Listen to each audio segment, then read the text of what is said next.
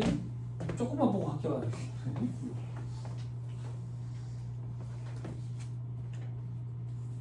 그래도 얼마나 세상 좋아졌어요, 여러분. 인터넷이 잘 돼 있어가지고 요즘 뭐 55 반다고 뭐 절에 들어가는 사람 누가 있어요? 절에 들어가면 진짜 나중에 준대요. 시험에 자꾸 실패하다 보면 그냥 머리 깎고 앉는다고요. 진짜요. 예전에 경찰 공무원 시험 준비하거나 사무고시 준비하다가 절에 그냥 늘어나는 거예요. 그 절에서 이제 파티가 이루어지거든요. 주말에 이제 누구 한 명이 저기 집에 갔다 오면 이제 족발 사오고 술 사오고 그러면 파티가 계속 일어나는 매일 파티예요. 매일 파티. 아니 뉴진스님이 그럴 때 보겠죠. 223페이지 한번 보세요. 2-223페이지 퇴직소득세 되겠죠. 그죠? 내려봐봐. 퇴직소득세 계산부터 참 어렵다고. 근데 왜 공부하는데? 말문제 보기 구성하는 거 놓치면 안 된다고. 그런 차원에서 하는 거야. 근로소득, 퇴직소득, 사업소득, 기타소득 이렇게 가지고 말문제 보기를 구성한다고. 자, 퇴직소득의 범위 공적연금관리법에 따라 받는 일시금. 그지? 요금 일시금으로 받으면 퇴직금을 했잖아. 네. 그죠? 사용자 부담금을 기초로 하여 현실적인 퇴직을 원인으로 지급받는 소득. 퇴직금이지 뭐예요. 그지? 퇴직소득. 자, 밑에 일시금을 지급하는 자가 지연해서 지급하면서 지연 지급에 따른 이자를 함께 지급했대. 요거 별도의 이자 소득으로 보지 말자 그 얘기야. 됐죠? 그리고 이거 저는 잘 몰라요. 뭐 과학기술 발전 장려금, 뭐 법에 따라 받는 퇴직 공제금, 종교 관련 종사자가 퇴직을 원인으로 받는 거 이런 것도 다 퇴직 소득이래요. 됐죠? 괄호 4번 법정 사유로 받는 이거 소기업 소상공인 공제 부분에서 발생하는 소득, 이자 소득, 퇴직 소득, 기타 소득으로 구분된다 했잖아. 그 중에 퇴직 소득 얘기하는 거예요. 됐죠? 괄호 5번 해고 예고 수당, 요것도 퇴직 소득으로 보겠대요. 됐나요? 네. 됐죠? 저 밑에 퇴직 판정의 특례, 퇴직으로 보지 않을 수 있는 경우가 있죠. 네. 그죠? 현실적인 퇴직에 해당하는데 아직 퇴직금을 지급 안 하고 있으면 퇴직으로 보지 않을 수가 있다고. 네. 그게 동그라미 1번부터 있는 것들이죠. 그죠? 네. 뭐합니다. 퇴직소득 중간 지급, 퇴직소득 중간 지급은 현실적인 퇴직으로 봐줘요. 그러니까 퇴직소득을 지급하는 거죠. 아니었으면 업무와 가지금 처리될 거 아니에요. 됐죠? 네. 자, 밑에 박스 2번 과세 대상 퇴직소득 계산 방법. 퇴직소득은 둘 중에 작은 거에서 과세제외 기여금을 뺀대요. 둘 중에 작은 게 뭔데? 과세 기준을 이후에 납입한 기여금 개인 부담금. 여기에 이자가 붙었대. 됐죠? 이걸 연금으로 받으면 연금 소득이고요. 한 번에 받으면 퇴직소득인 거죠. 그죠? 그래서 과세제외 기여금을 빼는 거예요. 됐죠? 연금소득 공적연금. 됐죠? 근데 밑에 동그라미 2번 실제 지급받은 일시금에서 과세 기준은 이전에 납입한 기여금 개인 부담금을 차감한 거 둘 중에 작은 거예요. 왜 둘 중에 작은 건데? 혹시나 이 국민연금 굴리는데 마이너스가 났을 수도 있잖아. 손실 난 거 이거 반영해 주려고 둘 중에 작은 거예요. 됐죠? 나머지 볼 필요 없고요. 비과세 퇴직소득은 비과세 근로소득과 동일하다. 계산 구조. 퇴직소득 산출세액은 퇴직소득 금액에서 근속연수 공제를 빼요. 근속연수 공제 뺀 금액은 뭐라고 표현하지 법에 정해진 표현이 없어요. 그 금액을 근속연수로 나누고 12를 곱하면 환산급여라는 표현을 써요. 됐죠? 거기에서 환산급여 공제를 빼고 그게 과표가 나오면 다시 12로 나누고 근속연수를 곱해요. 그래서 근속연수로 나눴다가 근속연수를 곱해서 연분연승법 이렇게 표현한다고. 시험에 만약에 계산 문제가 나오면 밑에 근속연수 공제 표가 주어져요. 다음 페이지 환산급여 공제도 표가 주어진다고. 근데 동그라미 2번 근속연수 계산할 때 1년 미만의 기간 1년을 본다. 올림이에요. 법인세법은 버림이었어요. 됐죠? 이렇게 됐어요. 밑에 사례는 뭔데? 두 군데 중복됐다 그 얘기예요. 그럼 그 기간은 처음부터 끝까지 뭐 중복되는 기간을 두 번 넣을 거야? 말도 안 되는 소리지. 됐죠? 퇴직소득 결정세액, 산출세액에서 외국납부세액 공제 뺀다네. 다만 2월 공제는 안 되죠. 그죠? 임원 퇴직소득 경우 임원 퇴직소득 금액 한도액이 있었죠.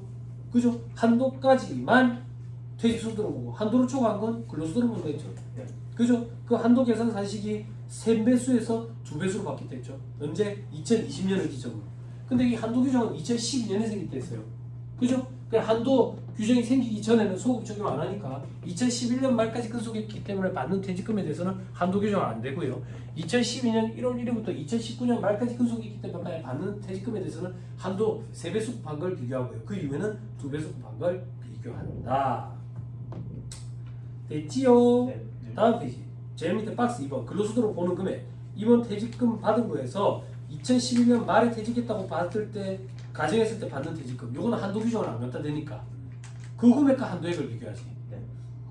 근데 중간에 2011년 말에 퇴직했다고 가정할 때 지급받는 퇴직 소득 금액 이거 어떻게 계산할 건데 월할로 그냥 안분 계산해. 혹은 회사에 규정이 있는 경우에는 규정상 금액 둘 중에 선택할 수 있도록.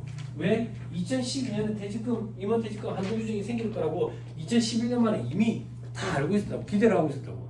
그래서 2011년 말에 퇴직했다라고 가정했을 때 퇴직금을 이렇게 계산한다는 규정이 회사마다 다 만들어놨다고. 그래서 둘 중에 회사한테 선택하도록 해놨어. 그러면 세부담 최소화 관점. 세부담 최소화 관점이라는 얘기는 퇴직 소득으로 보는 금액이 많은 게 세부담 최소화 관점에 부합하지. 그리고 한도 규정에 갖다 대지 않는 게 세부담 최소화 관점에 더 부합하지. 그러니까 더 큰 걸 선택하겠지.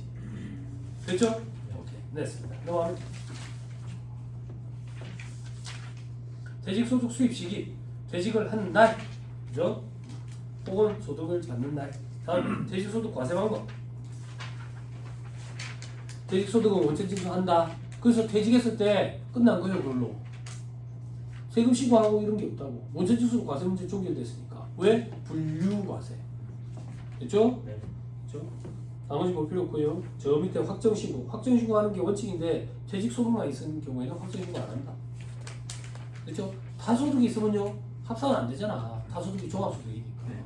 됐죠? 네. 다음 넘어가면 양도소득세인데 양도소득세는 제일 마지막에 하고요. 절차 기준 가봅시다.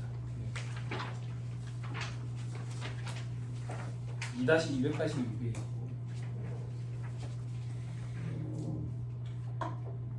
신고납부. 사업장 현황 신고 조금 생소하죠. 사업장 현황 신고는 뭔데? 사업장 현황에 대해서 신고하는 거거든. 이 현황에 매입액이 얼마인데, 매출액이 얼마인데, 직원이 몇 명인데, 인건비가 얼마인데, 전기세가 얼마인데, 막 이런 것들 갖다 쓰는 거야. 요걸 언제까지 하는데? 2월 10일까지 신고한다고. 근데 가만 보니까 부가세 신고랑 겹치는 내용이 많잖아. 그래서 부가세 신고한 사람들은 이거 신고 안 해도 돼. 그럼 결론적으로 사업장 현황 신고는 연쇄 사업자만 하게 된다고. 무슨 말인지 이해했죠? 네. 그죠? 저 밑에 현황 신고를 한 걸로 보는 경우 부가세법상 과세 사업자가 예정 확정 신고를 하면 다른 안 해도 된다. 다음 페이지 별표시 2번. 따라서 면세 사업자들만 하게 된다. 그 밑에 지급명세 제출. 지급명세서 언제 제출한다? 2월 말까지 한다. 근데 2월 말에 다 제출하려면 너무 바쁘잖아. 겹치고 정신없다고. 그래서 저기 어떤 거? 원세지 대상 사업소득, 근로소득, 퇴직소득, 봉사리 수입 이런 거는 3월 10일까지. 그죠? 그래서 현업에 보면 직원들이 많이 착각을 한다. 3월 10일, 3월 10일 이렇게 꽂혀 있다가 이자 배당 관련돼가 지급명세서 기한을 놓치는 거야. 이 지급명세서 제출 불서시 가서 인풋 엄청 세다고. 무서워. 이 현업에서 이런 사고들이 터져. 밑에 별표시에 동그라미 1번. 양도소득은 지급명세 제출 의무 이런 거 없어. 왜? 원세주도 안 하니까. 됐나요? 네. 내려봐봐. 자, 이거야. 직원들한테 회사에서 매달 월급 줄 때마다 가디세표에 따라서 떼지. 세금을 미리 떼지. 요걸 다음 달 10일까지 신고하는 게 원천세 신고라고.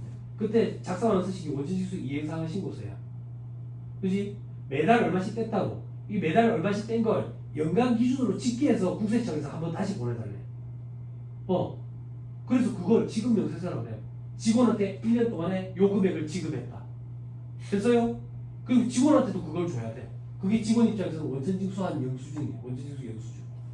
그 서식을 우리는 연말정산할 때 작성하는 거야. 세무서에 보내는 건 지급명세서. 직원한테 주는 건 원천징수 영수증. 그 서식 제목 보면 지급명세서 그 밑에 원천징수 영수증이 적혀 있어. 같은 서식을 얘기하는 거다 그 얘기야. 됐죠?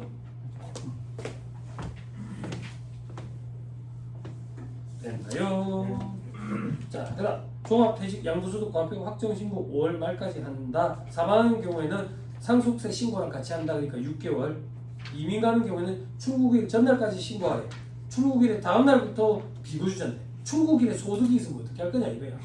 그지? 없을 거라고 보는 거겠지. 그지? 다음 페이지 확정신고 기한 특례. 성실신고 확인돼서 사업자는 똑바로 안 하면 반 죽여버린다. 대신에 한 달 더 줄게. 6월 말까지. 됐죠? 자, 그리고 동그라미 3번 복식부기 의무자가 요거 제출 안 하면 무신고로 본다. 보니까 그거랑 똑같지요? 그지요? 저 밑에 바로 2번 확정신고 생략 가능자 동그라미 1번 근로소득만 있대. 연말정산은 끝나지. 퇴직소득만 있대. 원천징수는 끝나지. 공적연금 소득만 있대. 연말정산 끝나지. 원시에 대해서 사업소득으로서 연말정산 대상 연말정산 끝나지. 원시에 대해서 기타 소득으로서 종교소득만 있대. 연말정산 연말정산 끝나지. 됐죠? 네. 다음 페이지. 또 그럼 6, 7, 8, 9번 2번에다가 뭘 더 해놨네. 2번이 뭔데? 퇴직소득 분류과세지. 네. 그러니까 확정신고 안 해도 되지. 나머지는 합산되면 확정신고를 해야지. 됐죠? 또 그럼 10번은 뭔데요? 분리네. 그지? 네. 확정신고 안 해도 되네. 됐나요? 됐어요? 밑에 별표식 2번. 연말정산 소득이 2개 이상 있대. 공적연금 소득이 있고 근로소득이 있어. 공적연금 소득 연말정산. 근로소득 연말정산. 연말정산 2개 이상이네. 합산해가 종수술 확정신고해야지. 네. 됐나요? 됐지요? 네.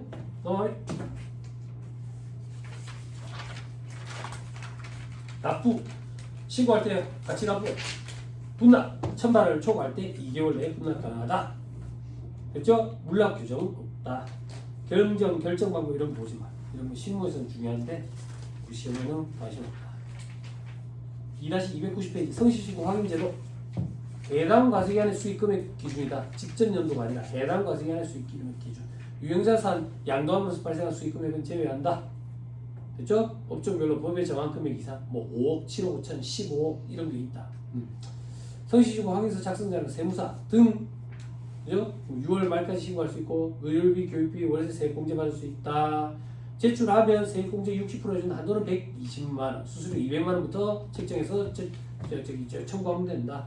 제출 안 하면 산출세액의 5% 가산세 매기는 규정뿐만 아니라 총 수익 금액의 10,000분의 1을 곱하는 규정도 하나 들어왔다. 그래서 산출세액이 없더라도 가산세가 있을 수가 있다. 이제 됐죠? 네.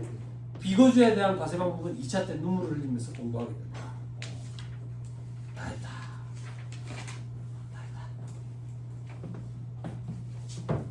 순식간에 그죠? 문제를 풀어봅시다.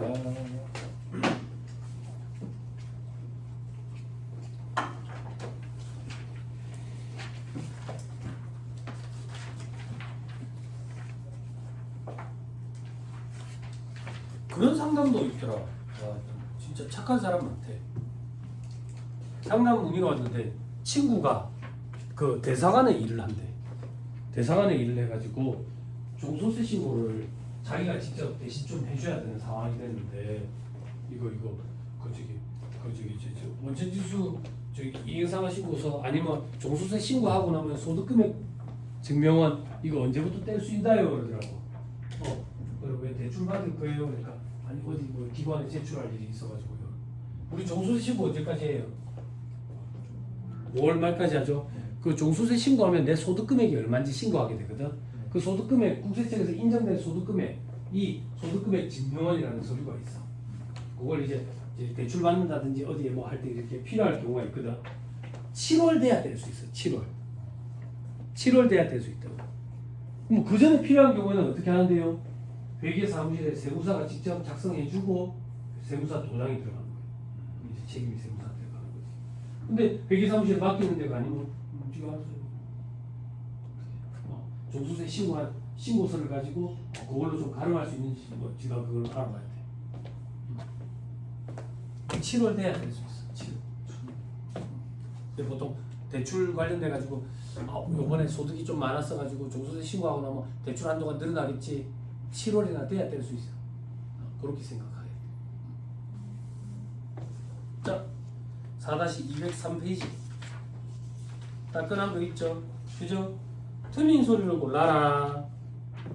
3번 조업원이 임원이 된 경우에는 현실적인 퇴직이 맞죠? 네. 근데 아직 퇴직금을 지급 안 하고 있으면 현실적인 퇴직으로 보지 아니할 수 있다.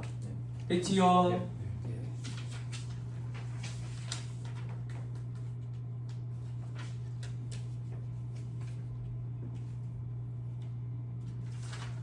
그 정도 봅시다. 계산 문제 보자 합시다. 8번에 2025년 기출이잖아. 이게 많이 어려워. 많이 어려워. 다시 등장해도 수험생들이 아마 다른 것부터 풀지 않을까 싶어.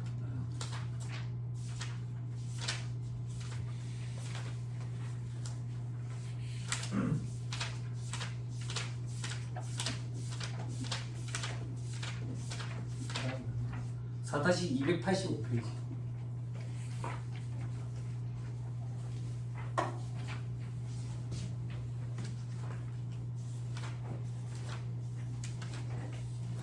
잘 따라와야 돼요.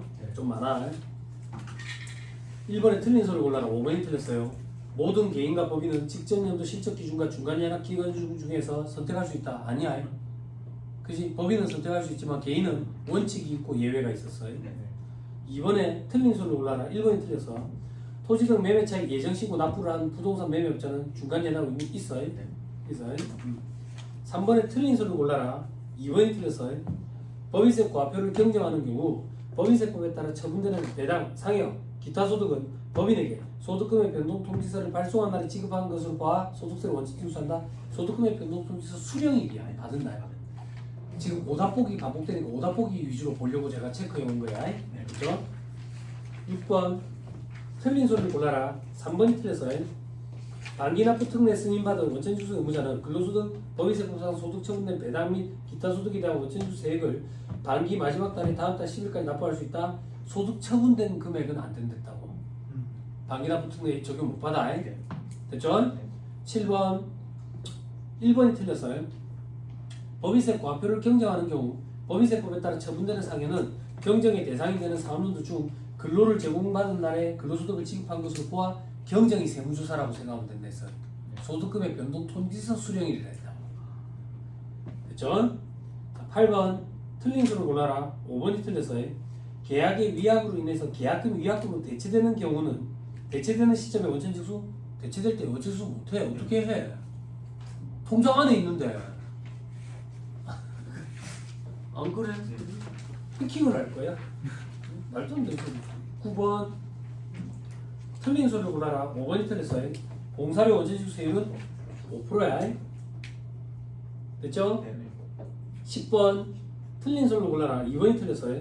출장 업무사업자 배당소득으로서 과세기한 종료일까지 지급하지 아니한 소득은 과세기한 종료일에 지급한 것으로 보아 아니 과세기한 종료 후 3개월이 될 때까지 지급 안 하면 그 시점에 지급한 걸로 봐가지고 원천징수한다 했어. 됐죠? 12번 틀린 소리를 골라라. 1번이 틀렸어요. 근로소득자의 근무지가 변경됨에 따라 월 급여액이 같은 고용주에 의해서 분할 지급되는 경우 소득세는 변경 전후에 각 근무지별로 각각의 월 급여액에 대해서 원천징수할 수 있다. 고용주가 한 명이잖아. 변경된 즉 변경 후에 근무지의 전액에 대해서 원천징수를 한대. 됐죠? 좀 구석진 규정이지만 오래 따끈한 거라서 같이 한번 읽어봤어요. 16번 틀린 소리를 골라라 돼 있지. 4번이 틀렸어요. 해당 과세기간에 분리과세주택 임대소득이 있는 경우에도 확정신고를 해야 된다 했어요. 산출세 계산할 때만 분리세액처럼 계산하는 거야. 분리과세처럼. 그렇죠?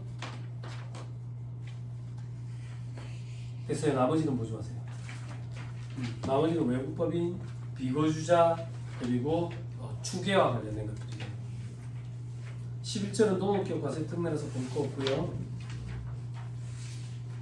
다 했습니다. 됐죠? 식사하시고 나서 양도소득세 갖고 가실 분들은 앉아 계시고 양도소득세 안 갖고 가실 분들은 집에 가셔야 돼요. 식사하시고 하시죠.